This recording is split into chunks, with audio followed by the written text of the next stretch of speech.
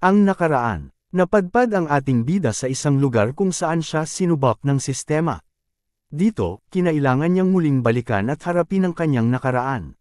Sa kabila ng hirap at paakit, napagtagumpayan ito ni Yanmo, at bilang gantimpala, nakamit niya ang isang napakahalagang kapangyarihan. Samantala, ang kanyang tsinita na si Xiaoyu ay biglaang naglaho ng ilang araw, bagay na labis niyang ikinabahala. Sa muling pagbabalik ni Xiaoyu, isang nakakakilabot na pangyayari ang bumungad sa kanya, nasaksihan niya si Ozan na nasa bingit ng kamatayan habang papatalon mula sa isang gusali. Sa kabila ng panganib, nagawa ng ating bida na iligtas si Ozan, kahit pa ang sariling buhay niya ay naligay sa alanganin. Ngunit hindi rito nagtatapos ang hamon para kay Yanmo. Nagbabalik ang kanyang dating kasintahan at ngayoy mortal na kaaway na si Fang Lexel. May panibago na naman itong masamang plano upang pabagsakin ang ating bida. Ang pagpapatuloy. Sa gusali ng Longteng City, makikita pa din ang ating kontrabidang si Lexel katabi ang lalaking misteryoso na nakaitim. Nagulat si Lexel nang makita niya ito hindi inasahan na nasa tabi niya. Nagsalita ito na kung bakit nasa tabi niya pa rin tong si Mamang Itim. Dagdag pa nito, sinabi ko na umalis ka na diba at ipapadala niya na lang ang kanyang ayuda sa kanyang account. Nanatiling nakatayo na tila tulala ang lalaking nakaitim. Bigla na lang tumugon ito ng Miss Fang, masyado kang mapagbigay, syempre girl pinagkakatiwalaan kita, pero... Nagulat si Tuleg nang makita niyang natinjin ng madilim at nanlilisik ang mata ni Gold Digger. Napasambit na lang ito na masyadong delikado ang babaeng ito sa isip-isip ng lalaking nakaitim. Nagpatuloy ang lalaki sa kanyang sasabihin na ang pulang grupo at ang grupo ng Nebula ay aking mga kalaban. At dapat ang mga katalinuhan ng teknolohiya ay magaganap sa aking lugar at mga magagaling kong mga kasamahan habang natataranta. Nagsalita ang kumag ng may kasiyahan sa mukha na sabi, Lexel, bakit hindi na lang natin siya tanggapin sa atin? Hangang kaya nating gumawa at mag-develop ng ginagawa niyan, mawawala ng kwenta ang kanilang pinaghirapan. Nag-usap ang dalawang naglalakohan na kumag, sumagot si Tuleg at nyabang pa nito na isa siya sa mga nakatapos ng doctoral sa Universidad ng Jiangcheng sa kuryong teknolohiya at si Penggayo ay aking kaklase at ninakaw niya ang aking mga datos, pagsisinungaling pa nito. At sa kabilang banda binaliktad niya ako at pinatalsik ako sa aming paaralan. Hindi ko matatanggap iyon, sumigaw ng may tama habang may galit sa niyang muka. Dagdag pa nito na pagkatapos niya sipain hindi na ako makahanap ng matinong trabaho. Nagtakatak muna ako sa baba, ayun wala akong pagpipilian kung hindi maging especially iya ng mga korporasyon. Sinabihan niya pa si Gold Digger na kung tatanggapin siya sisiguraduhin niya na magtutuo sila ng Nebula habang ito ay nanggigihil sa galit. Nakapikit at iniisip ni Fang Lexel ang tungkol sa Nebula Group na ito ay napunta na sa FUDA Group of Companies at ito lang ang nakukuhanan ng ayuda ng FUDA. Kung babagsak ang FUDA, natural na babagsak ang ating bida, dagdag pa ng hangal. Tinawag ni Lexel na Wang si Boy Itim. Sumang-ayon si Fang Lexel sa alok ni Wang Bu at pumapayag na makipagkaisa para pabagsakin ang ating bida. Sinabi pa nito na pag-uusapan natin mamaya ang pakikipagkaisa at pagkakasunto kung meron kang oras. Habang inaabot ang kanyang kaliwang kamay, sumang-ayon din agad-agad si Wang Bu at sinabing aasikasuhin ko ang Red Team. Paanong ang ating magiging kaperahan, tanong pa ng kumag. Nagsalita naman ng may kasiyahan si Faye at sinabing mag-focus ka lang sa Red Team, wag mong isiping yang pondo. Nyabang pa nito na, kaya ko kumuha ng 100 halaga ng milyon sa stock market. Kamakailan lang maraming akong kaperahan, boy. Nagsalita si Fang Lexel na ibibigay ko sa iyo ang USB drive pero kapag ibinenta mo ito sa ibang kampanya wag mo akong sisihin kung magiging brutal ako sa iyo. Tumugon naman ang especially iya at sinabing wag kang mag-alala Gold Digger, meron din naman akong prinsipyo. Ito ay win-win na sitwasyon para sa ating dalawa, may kumpiyansa sa kanyang boses. Nagbago ang tagpo. Napunta tayo sa gusali ng FUDA habang kaupo ang tatlo sa opisina. Makikitang nagsasalita ang ating bida at tinutukoy nito ang mga kahinahinalang tao na lumalabas at pumapasok kamakailan lang. Tinatanong niya kung meron ba silang napansin nitong nakakaraang 2 araw. Dagdag pa ng ating bida na ang Nebula ay nalipat dito na medyo magulo pa. Kaya siguro sinamitala ang pagkakataon na sitwasyon. Sinabi ni Kung Rui sa ating bida na pinaimbestigahan niya na ang mga bagay-bagay sa kanyang bodyguard na si Li Biyo. Nagagalit sa sarili si Pang at minura ang sarili at sinasabing nawala ko ang pinakamahalagang bagay na prutas ng grupong pula na kanilang pinaghirapan. Nagtanong ang ating bida kay Pang Yu kung meron bang backup na datos. Sumagot si Pang Yu nang meron tayong mga backup pero anong halaga noon kung nanakaw na ang dokumento. Dumating si Bokal at nagsabing Mr. Yan at Mr. kung meron na akong nakalap na mga ebidensya. Pagkatapos umalis ng Pang Tuleg, merong nakaitim na lalaki na pumasok sa opisina na nakasuot ng sombrerong pang baseball. Pero ito ay lumabas sa hagdanan ng fire exit. Hindi matukoy ng surveillance camera ang pagkakakilanlan ng taong nanloob sa opisina. Ganoon pala walang surveillance camera sa hagdanan ng emergency area kung saan siya pumunta pagkatapos niya lumabas sa opisina. Tumugon si Libio na ang lalaking ito ay parang pamilyar sa lugar. Kasi napansin ko na pagkatapos niya lumabas ng gusali pumunta siya sa isang eskinita at hindi na namin siya nakita. Nakasalampak sa mesa, habang nakahawak ang kamay sa ulo at nagsisisi si Pang. Sinasabi na baka ito ay isang especially iya ng mga korporasyon pero ang ating kumpanya na Nebula ay isang maliit lang na korporasyon, paano ito nangyari? Nagtataka na bamulong ang ating bida sa sarili at sinabing si Pang Yu naman ay may simple lang na pagkakakilanlan. Siya ay nagsasaliksik lang simula nang nakatapos siya ng pag-aaral. Posible kaya na meron siyang mga kaaway. Dagdag pa ng ating bida habang iniisip si Nog Nog naman ay nagtratrabaho sa real estate wala naman siyang kaalam-alam at nakakasalamuha sa mga industriya ng teknolohiya. Biglang nagsalita ang ating bida na Fang si Lexel at si Faye. Nagulat ang tatlo sa sinabi ng ating bida. Agad-agad sinabi ng ating bida Mr. Kung at Libio imbestigahan niyong mabuti ang mga pangyayari. Lahat ng empleyado ng kumpanya na may kaugnayan kay Long Teng at kay Madong pati na rin sa pamilya ng Lius ay pagtatanggalin niyo seryosong utos ng ating bida. Dagdag pa nito na kailangan din natin pataasin ang antas ng seguridad ng kampanya. Itong pangyayari na ito ay hindi na dapat mangyari sa hinaharap. Sa isip-isip ng ating bida walang humpay talaga ang dalawang hangal na iyon. Sumang-ayon si Kung Rui na naiintindihan niya lahat. Agad-agad umalis si Kalbo at si Nog Nog. Nagtanong na naman si Tuleg anong gagawin natin. Lahat ng pinaghirapan ng lahat ay parang nabalewala ng dahil sa aking kaingotan at kapabayaan. Tumugon ang ating bida na, huwag mong sisihin ang sarili mo boy. Ako naman ang nagplano at nag-isip ng konsepto ng smartphone. Hindi ko hahayaan na may tumalo sa ating kumpanya. Tinignan kong mabuti ang iyong panukala. Ito ay ang unang smartphone na inspirado ng taong 1992. Tama ba ako tanong ng ating bida? Tama ka Mr. Yan. Ito ay isa sa mga feature ni Simon na mayroong touchscreen at koneksyon sa internet. Ang panglabas na disenyo nito ay base sa lumang cellphone na para sa full touchscreen. Naglabas ang ating bida ng kahon at yung sinabi mo ay mga lumang modelo ng telepono masyado nang napaglipasan ng panahon. Tignan mo ito habang inaabot ang kahon kay Pang Yu. Namangha si Pang Yu at napasambit na lang nagagawa tayo ng bagong all-in-one na aparato. Nagulat si Pengayo pagkatapos niyang buksan ang kahon. Halos hindi makapaniwala na ito ay bagong telepono sambit sa ating bida. Tama ka sabi ng ating bida at sinabi pa nito na ito ay isa lamang plastic na modelo sinabi ng ating bida na binibigyan lang kita ng ideya kung ano ang itsura at pagkakakilanlan ng bagong phone. Pero hindi ba ito masyadong nakakapanibago sa mga tao at may 3 pindutan lang? Tanong ni Pang Yu. Tumugon ang ating bida na, hindi naman, nasa panahon tayo ng mga impormasyon, kung ito ba ay cellphone o kaya computers. Ang direksyon at patutunguhan ay magaan, mabilis at maginhawa sa mga taong gagamit.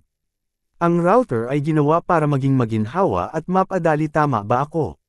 Dagdag pa ng ating bida na ang screen ng cellphone ay maliit sa paahon ngayon hindi ito maginhawang gamitin sa paghahanap sa internet o kahit sa paglilibang ng mga laro tama ba? Habang hawak ang lumang phone at pinapakita ang kaibahan nito kay Pang Yu. Totoo yan master para gumawa ka ng ganitong lahat para sa isang kagamitan. Natatakot ako na hindi ito kakayanin kakasalukuyang teknolohiya at wala pang ganito ngayon. Tanong nang may pag-uusisa ni Tuleg. Nilapitan siya ni Yanmo at hinawakan sa balikat, sinabi ng ating bida na okay lang yan pre ang mahalaga ang ay ang isahang hakbang. Magsasagawa ako ng buong kaayusan at mga kinakailangan para sa mga gamit at pondo dagdag pa nito. Tumugon si Pang Yu at masayang sumang-ayon sa ating bida.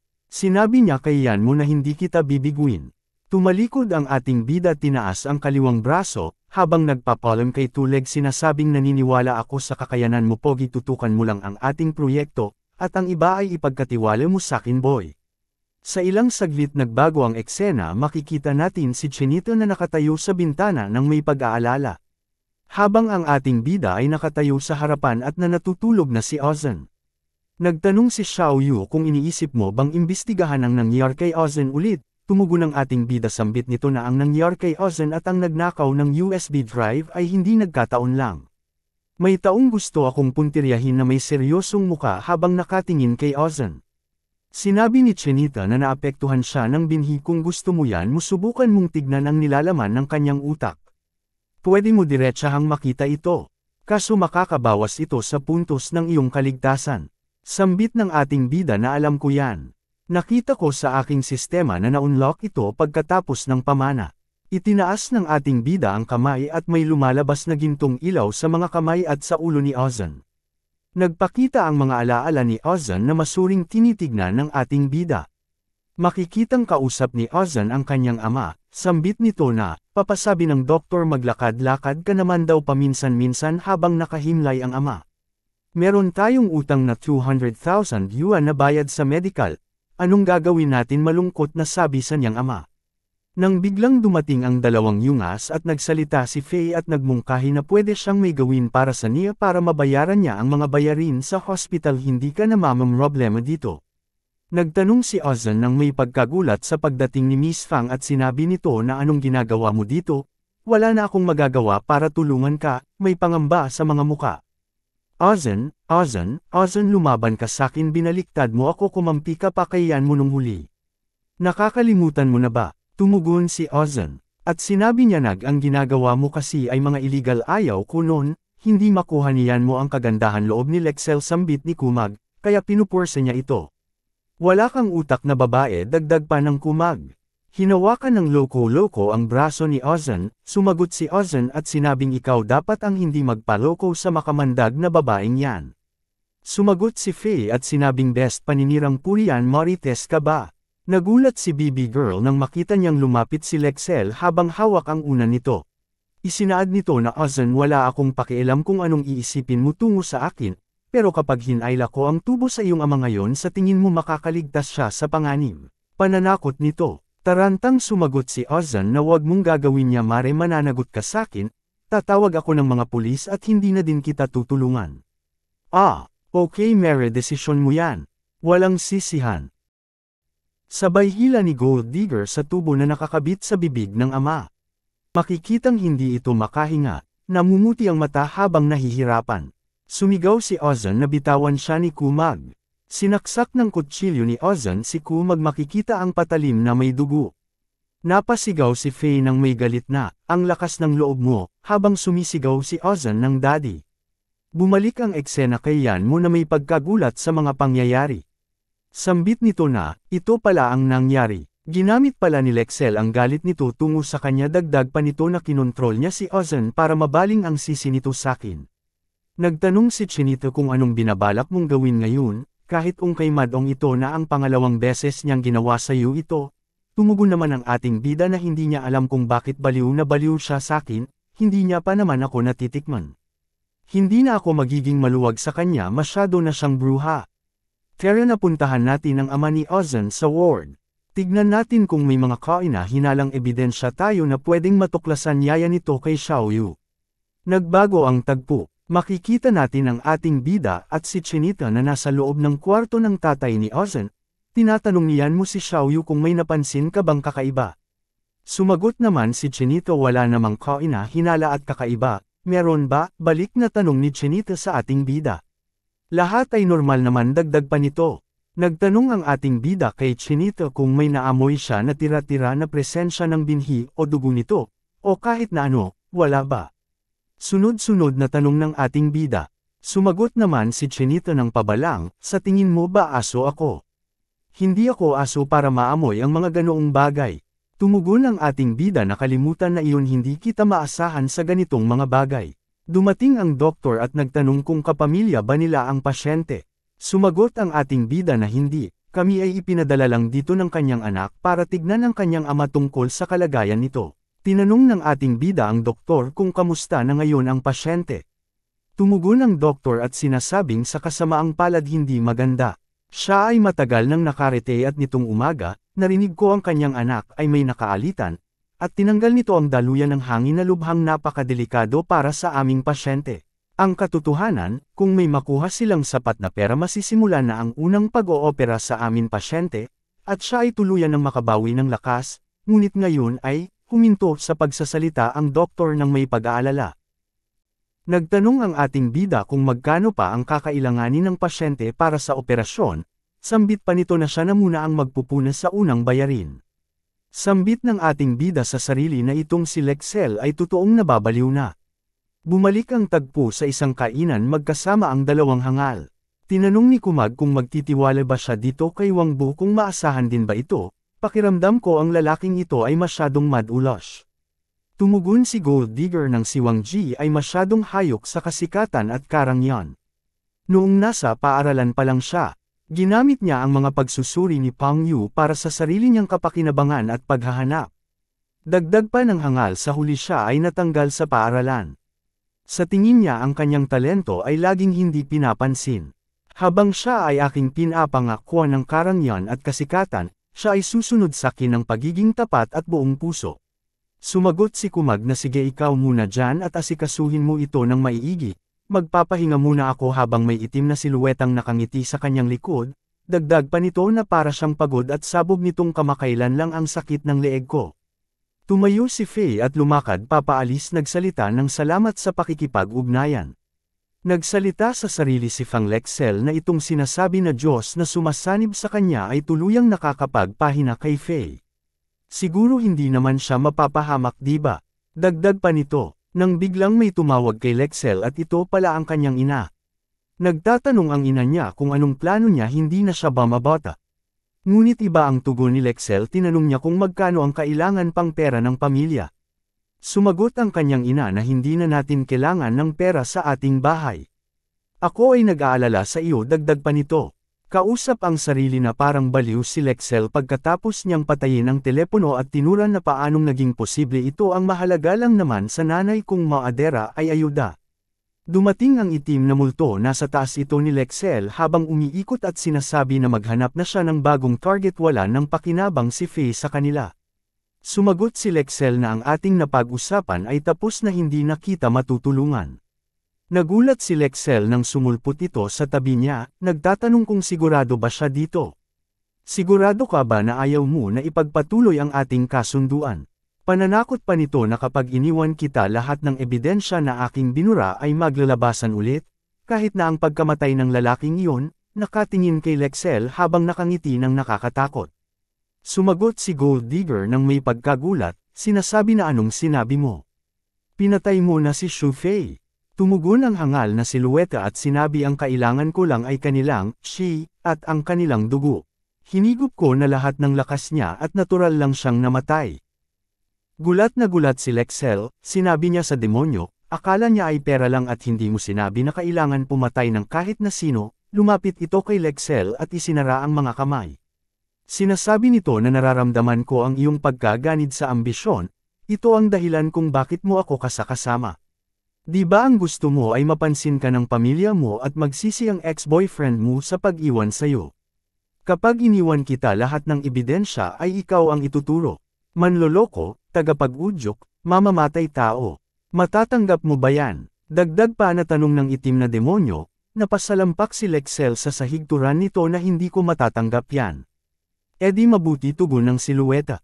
Simula ngayon bibigyan mo ako ng malalakas na binata kada 2 araw. At ang lahat ay ako ang mag-aayos habang ito ay nakangisi. Lumipat ang tagpo sa hospital.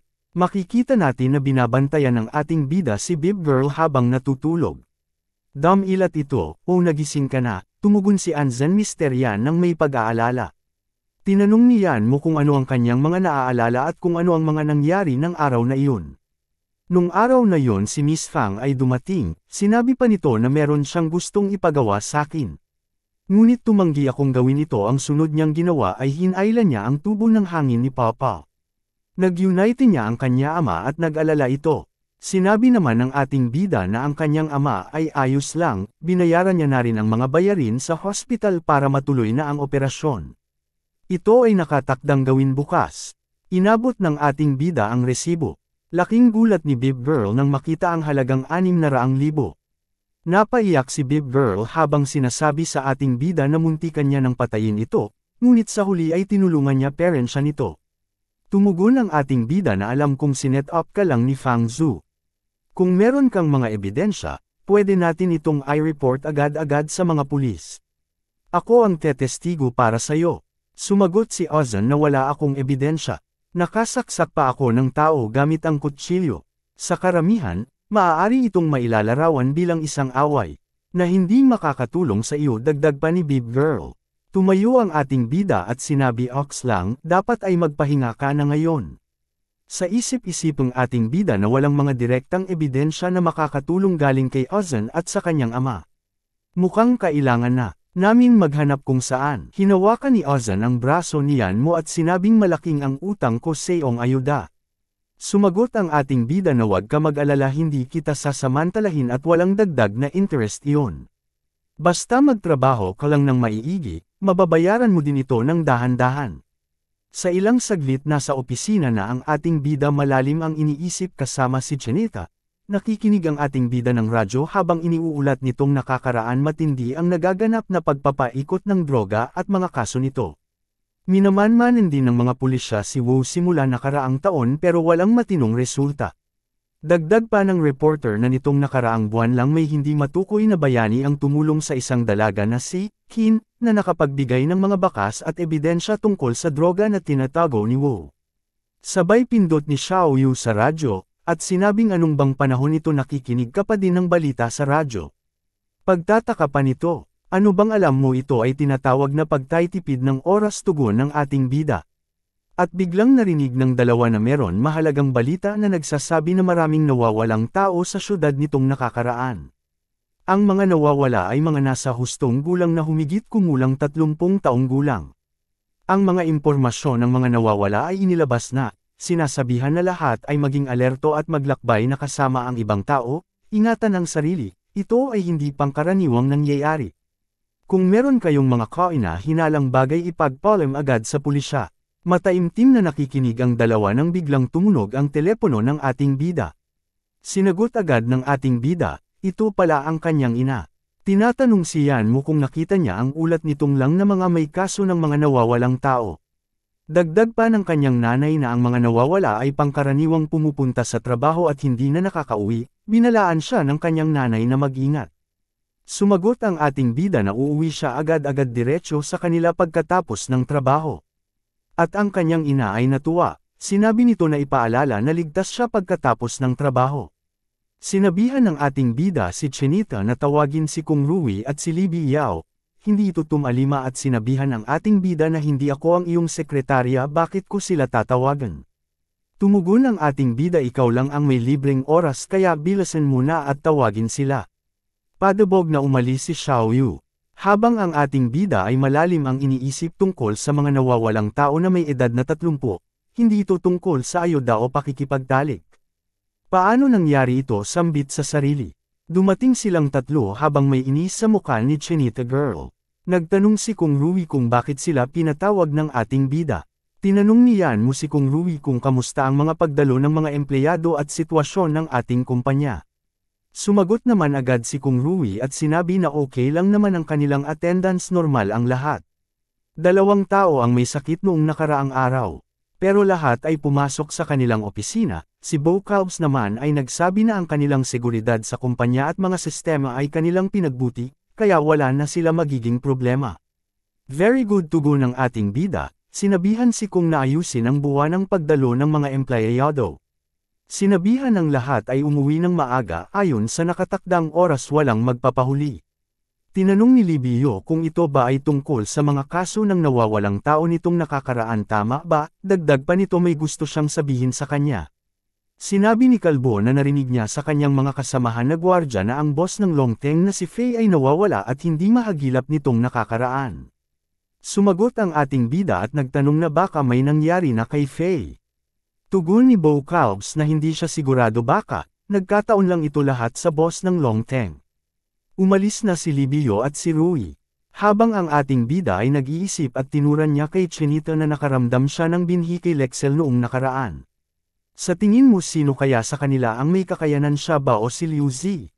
Sumagot si Xiao Yu, kung pinagsususpetsahan mo siya bakit hindi mo siya kitain at puntahan para makita mo sa sarili mo. Bulaslas ng ating bida sa sarili na baka sobra lang akong nag-iisip sa mga pangyayari. Ayon sa nakaraan niyang buhay na si Xu Fei ay bumili ng bahay. Nakakuha siya ng kayamanan at biglang namatay ito. Ito kay ang panahon na iyon. Pagtataka ng ating bida. Hanggang dito na muna mga kazens ang ating kwento tungkol sa ating bida na si Yan Mo. Sana ay nagustuhan ninyo ito. Huwag po sanang kalimutang mag-subscribe, i-like, at i-share ang ating video. Lubos po kaming nagpapasalamat sa inyong suporta. Ang susunod, napaisip na ang ating bida tungkol sa mga nangyayari sa kanilang lugar na labis niyang ikinababahala. Kasama si Chinita Girl, sinimulan na nilang mag-imbestiga. Ano kaya ang matutuklasan ng ating bida na lihim na itinatago ni Lexel sa kanilang opisina? Nap-icon ang itim na siluwete kay Lexel, may kaugnayan kaya ito sa mga nangyayari? Unti-unti nang nararamdaman niyan mo ang mga pagbabago sa kanyang kapangyarihan. At ang ating bida, handa na muling bumakbak sa susunod na kabanata.